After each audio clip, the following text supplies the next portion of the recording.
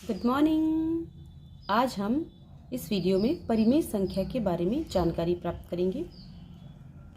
ये क्लास 7 की first unit है। वैसे तो ये बहुत ही आसान सा टॉपिक है, बहुत ही इजी टॉपिक है, मगर इसमें थोड़ा बहुत कन्फ्यूज़न हो जाता है, जिसको आज हम इस वीडियो में क्लियर करेंगे। तो सबसे पहले हम परिमेय संख्या की परिभाषा जान लेते हैं। परिमेय संख्या की परिभाषा क्या है? एक ऐसी संख्या जिसे p/q के रूप में व्यक्त किया जा सके। p/q के रूप में अंश और हर के रूप में व्यक्त हम कर सकें, और जहाँ p और q पूर्णांक हो और q जीरो ना हो, जैसे देखिए 2/5, 6/11, ऋण 3/7, ऋण 6/9, 1/4। तो ये सभी हमारी परिमेय संख्या है। लेकिन कुछ इसी तरह तो भिन्न भी होता है ना। हमने पिछली क्लासेस में भिन्न के बारे में जाना है, तो इसी तरह तो शायद हम भिन्न को भी समझते हैं ना, लेकिन नहीं, भिन्न और परिमेय संख्या में काफी अंतर है। अब देखिए यहाँ पे दो तरह की संख्या आपको दिख रही है। ये है धनात्मक परिमेय संख्या और ये ऋणात्मक परिमेय संख्या। तो ये भिन्न है और ये परिमेय संख्या है। परिमेय संख्या तो पांचों है, लेकिन इसमें से सिर्फ ये दो भिन्न है। भिन्न क्या होता है? भिन्न किसी पूर्ण संख्या का छोटा सा भाग होता है, किसी पूर्ण संख्या का, धनात्मक पूर्ण संख्या का। जैसे एक सेब है, उसके हमने 4 टुकड़े किए, तो एक टुकड़ा ले लिया तो एक क्या हो गया। जैसे मान लीजिए ये एक गोला है, इसके हमने 4 बराबर भाग किए, तो ये जो हमने एक भाग लिया, ये 4 में से एक लिया, तो ये भिन्न है। ठीक है। बाकी का जो ये है, ये हिस्सा, ये 3/4, ये भी भिन्न है। लेकिन अब बताइए कि -1 सेब अगर हम लें, ऋण 1 सेब हो सकता है? नहीं हो सकता है, वो सिर्फ एक कल्पना है। -1 रोटी खा सकते हैं आप?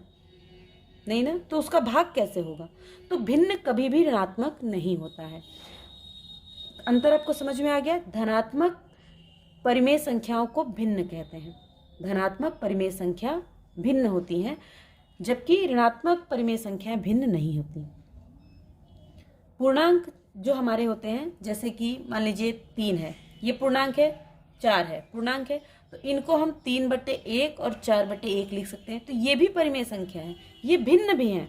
लेकिन अगर ऋण 3 है, ये हमारा पूर्णांक है, इसे हम ऋण 3/1 लिख सकते हैं। ये परिमेय संख्या तो हो गई, लेकिन ये भिन्न नहीं हुई। ऋण 6 को हम ऋण 6/1 के रूप में लिख सकते हैं, तो ये परिमेय संख्या हो गई, लेकिन ये भिन्न नहीं हुई। तो आपको भिन्न और परिमेय संख्या का अंतर समझ में आ गया? एक बार फिर से सुन लीजिए कि धनात्मक परिमेय संख्या भिन्न कहलाती हैं, जबकि ऋणात्मक परिमेय संख्या भिन्न नहीं होती हैं। सभी भिन्न परिमेय संख्या होती हैं, लेकिन सभी परिमेय संख्या भिन्न नहीं होती। सभी पूर्णांक भी परिमेय संख्या होती हैं, लेकिन सभी परिमेय संख्या पूर्णांक नहीं होती हैं। तो अगर आपको ये समझ में आ गया है, तो आपके लिए एक छोटा सा काम है जिसे आपको करना है।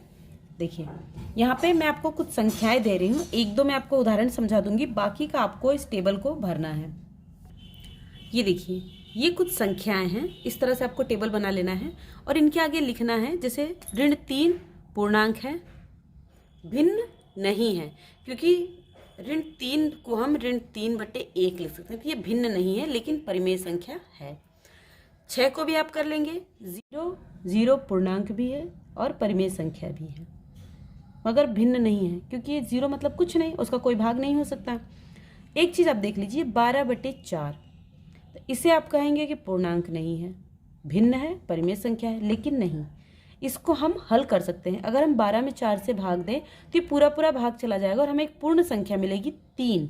4 से हम 12 में भाग देंगे, 3 मिलेगा, इसके बराबर है 3। तो ये पूर्णांक भी है, भिन्न भी है और परिमेय संख्या भी है। तो इसी आधार पे आपको ये सभी करना है, ये चार्ट बना लेना है और फिर आपको इसे मिलान करना है। अगर आप चाहें तो आप मुझे इसे भेज भी सकते हैं। चलिए आगे बढ़ते हैं। अब परिमेय संख्याओं के जो 2 महत्वपूर्ण प्रगुण हैं, उन्हें जान लेते हैं। पहला है समतुल्यता का प्रगुण।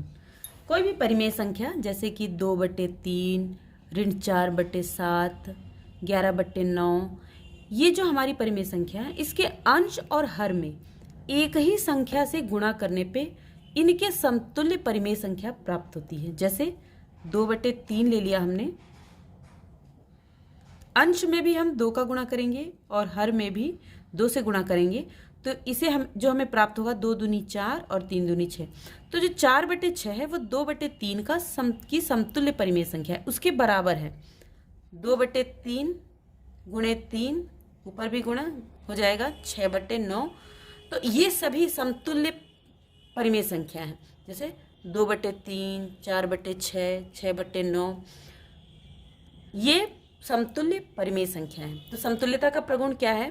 किसी परिमेय संख्या में हम लिख लेते हैं, किसी परिमेय संख्या के अंश और हर में, किसी परिमेय संख्या के अंश तथा हर में एक ही पूर्णांक से गुणा करके समतुल्य परिमेय संख्या प्राप्त होती है। देखिए जैसे कि अभी हमने यहाँ पे किया, तो किसी भी परिमेय संख्या में अगर आप एक ही पूर्णांक से, एक ही संख्या से गुणा करेंगे तो जो संख्याएं प्राप्त होंगी वो दी गई परिमेय संख्या की समतुल्य परिमेय संख्या होंगी। अब दूसरा प्रगुण, दूसरा गुण है सरलतम रूप का प्रगुण। पिछली कक्षाओं में हम भिन्नों को उनके सरलतम रूप में करना सीख चुके थे, तो बिल्कुल सेम वही प्रोसेस यहाँ भी है, परिमेय संख्याओं के साथ भी है।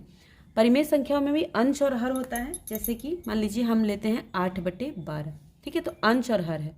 अब इसमें इसको हमें सरलतम रूप में करना है, तो या तो इस तरह से कि एक ही संख्या से हम दोनों में भाग देते जाएं, छोटी संख्या से देते जाएं, तो जो सबसे लास्ट में आएगा वो सरलतम रूप है।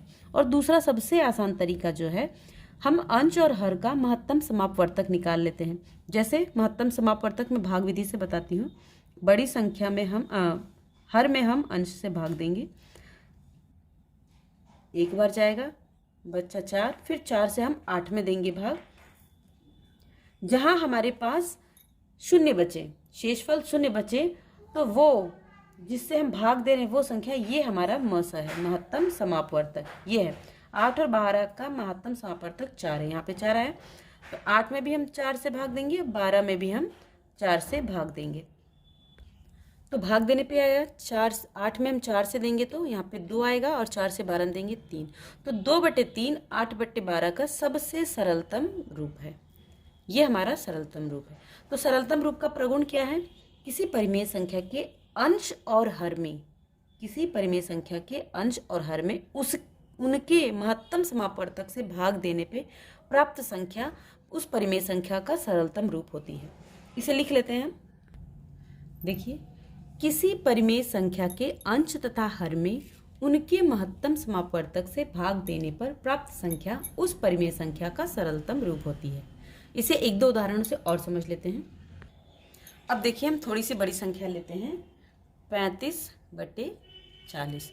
तो 2 तरीके हैं जो हम करते हैं। जैसे देखिए 35/40 है, तो किस संख्या से हम इसे भाग दे सकते हैं? देखिए 5 से देंगे, 5 7 35, और 5 से 40 में देंगे, 5 8 40। अब ये और नहीं कट सकता, तो यही इसका सरलतम रूप है। महत्तम समापवर्तक विधि से जो मैंने अभी बताया निकाल लेते हैं। देखिए महत्तम समापवर्तक निकालते हैं, 40 में हम 35 से भाग देंगे, 35 से कम 35। बड़ी संख्या में हमें छोटी संख्या से भाग देना है। 40 में से 35 गया 5। अब इस 5 से शेषफल हमारे पास 5 बचा, अब इस 5 से हम 35 में भाग देंगे, 35, 5 7 35, यहाँ पे बचा 0।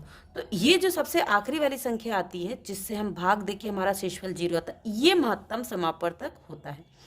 इन दोनों संख्याओं का महत्तम समापवर्तक 5 है। तो हम 5 से भाग देंगे, जो भी हमने यहाँ किया, 35 भागे 5, 40 भागा 5, बराबर हो गया 7/8। तो ये इसका सरलतम रूप है। अगला उदाहरण लेते हैं। अब देखिए यहाँ हमने लिया 60/72, ठीक है। तो देखिए जो हम काटते हैं उसकी विधि देख लेते हैं। 60/72, 2 से काटते हैं 60 को, 2 3 6 0 0, 2 3 6, 2 6 12, तो 30/36। एक चीज़ का ध्यान रखना है आपको, जिस संख्या से आप अंश को काटिए उसी संख्या से हमें हर को भी काटना है। ऐसा नहीं कि अंश को तो हमने 2 से काट दिया और हर को फिर 3 से हम काट रहे हैं, तो हमारा उत्तर गलत आ जाएगा। अब 30 और 36 है, फिर हम 2 से देंगे, 2 एकम 2, 2 पच्चे 10, 2 एकम 2, 2 8 16। अब 15 और 18 है, तो 15 में तो 2 से जाएगा नहीं, 18 में चला जाएगा, लेकिन हमें नहीं देना है, हमें अंश और हर दोनों में एक ही संख्या से देना है। 3 से देखते हैं, 3 पचे 15, 3 छंग 18। अब ये नहीं कटेगा 5/6, तो इसका उत्तर आ गया 5/6। ये इसका सरलतम रूप है।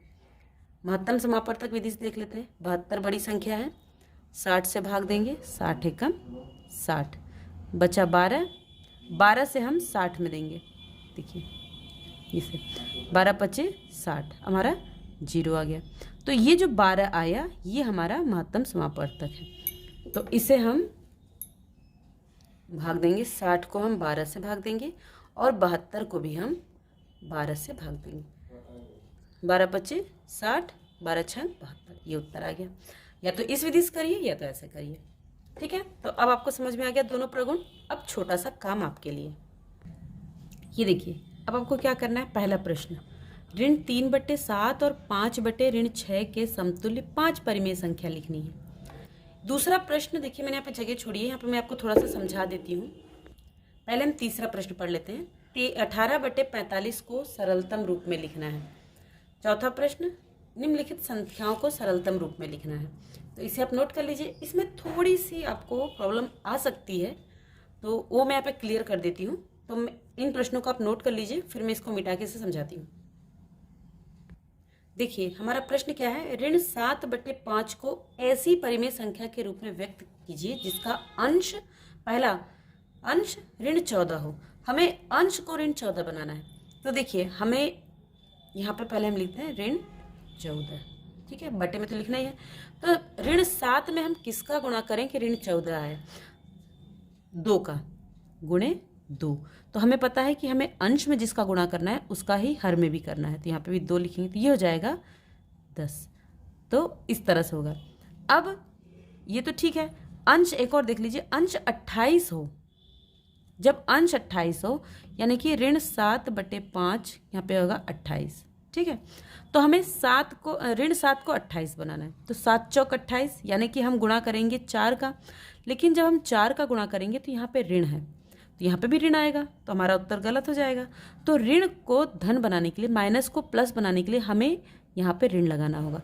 यानी कि अगर हम ऋण -4 का गुणा करेंगे -7 में, तो हमारे पास 28 आएगा। यहाँ तो हो गया। अब इसी का गुणा हमें यहाँ भी करना है, किसका, -4 का, -4 का। तो कितना आएगा, 5 चौक 20, 20 आएगा, सही। माइनस कहाँ गया यहाँ का, ये भी। तो ये उत्तर आ गया 28/20। तो इस तरह से हमें इस प्रश्न को करना है। अगर आपको इस प्रश्न को करने में कोई भी दिक्कत आती है तो आप कमेंट करके मुझसे पूछ सकते हैं। तो इन प्रश्नों को सॉल्व कीजिए, उत्तर लाइए, मुझे कमेंट करके उत्तर बताइए। और अगली वीडियो में हम परिमेय संख्या को संख्या रेखा पे निरूपित करना सीखेंगे। बहुत आसान है, थोड़ी सी प्रैक्टिस की ज़रूरत है। अगर आपकी बुक में क्वेश्चंस दिए हैं, प्रश्न दिए हैं, तो आप उनको अधिक से अधिक करके प्रैक्टिस करें। Thanks for watching.